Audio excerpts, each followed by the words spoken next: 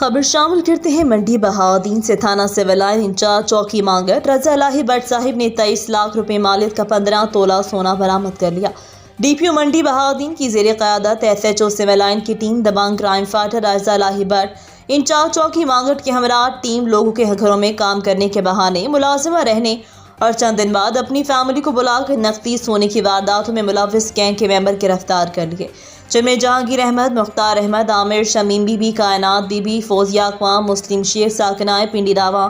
حال منڈی بہاؤدین کے خلاف